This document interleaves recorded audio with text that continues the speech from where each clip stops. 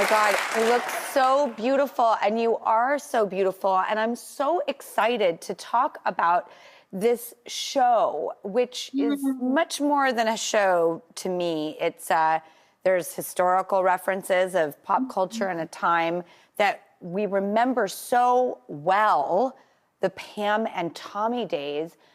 Yeah. But this show has such an interesting debate behind it. Tell me about the show. Why is it important to you? What is the takeaway here?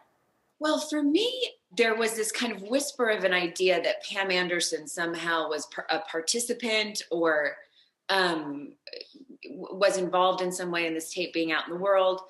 And I was struck in reading all of the scripts that she actually is the survivor of a crime. And we haven't treated her experience as such. And we actually, I mean, there was a court decision that was made that because she had worn a bathing suit and posed for Playboy, which is not the same thing as being an adult entertainer. Nope. A judge almost made the decision that her body kind of belonged to the collective. Yes. And not to herself, which is something that's kind of hard for us to, it's hard for me to wrap, right? It's really hard to wrap your head around. It's hard for me to wrap my head around that. I think there is such rich conversation in this show about where is consent in all of this? Yeah. Well, and I love that you're bringing that up because consent, you know, for me personally, I think consent is the sun. Like everything revolves sort of around consent. And as soon as it's a choice that someone's making, God bless. When it's not a choice and I'm not in control of my own body and I'm not in control of my own experience, I'm not in the seat of my own experience, then it's not okay. And so it really has nothing to do with the content. It has to do with the idea that this was stolen from her and this wasn't her choice. And in that way, I think that Pam is a hero. I mean, she's truly a hero.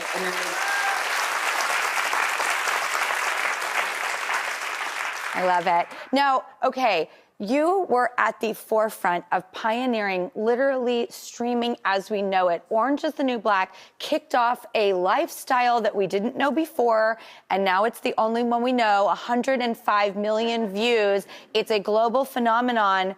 What was that moment like for you when you literally were a part of changing how we live our lives? I had no idea. I still don't. It just was your producer that told me it was 105 million views. I mean, I know when I go to, airports, everyone's like, anywhere I go, Piper, Piper exists. But I thought we were making, we thought that, and I am not being coy or being hyperbolic with my innocence, but it felt like we were making some kind of a web series when we made that show. Your show is a testament to literally the changing of our lives. Weirdest segue ever, but I found out something in your research, and I have to ask you, is it true that you babysat monkeys in middle school? Yes, there were monkeys that lived down the street. What? How? I don't know. Babysitting a monkey. Yeah, well, it's weird that I did that, but I don't know why I don't remember how I found out, and I don't remember how I was allowed to, but there were these monkeys, they were capuchin monkeys, but they were babies, and these people down the street were like, I don't know what to do with our monkey. We need somebody to babysit the monkeys. And I then would go and, you make sure that the monkeys don't take the diapers off. That's the big deal. Were you like Virgil, don't do that. I was like, look at me. So yeah, I'd make sure they would also open the medicine cabinet, get Advil. If you weren't watching, they'd get Advil, lick the sugar off of it, and then throw the pills without the sugar all around the kitchen. So you had to make sure they kept the diapers on and that they didn't go into the medicine cabinet.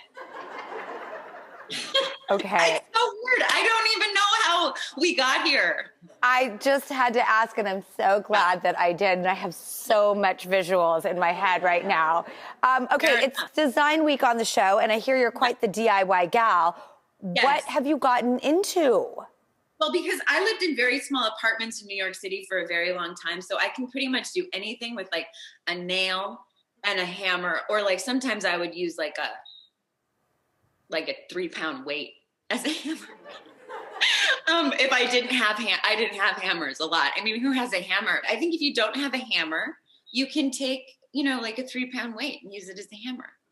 I love that tip. Taylor Schilling, I have been such a fan of yours. I'm so excited to talk with you about such a meaningful, interesting, deep layered show like Pam and Tommy, which you are starring in and so amazing in.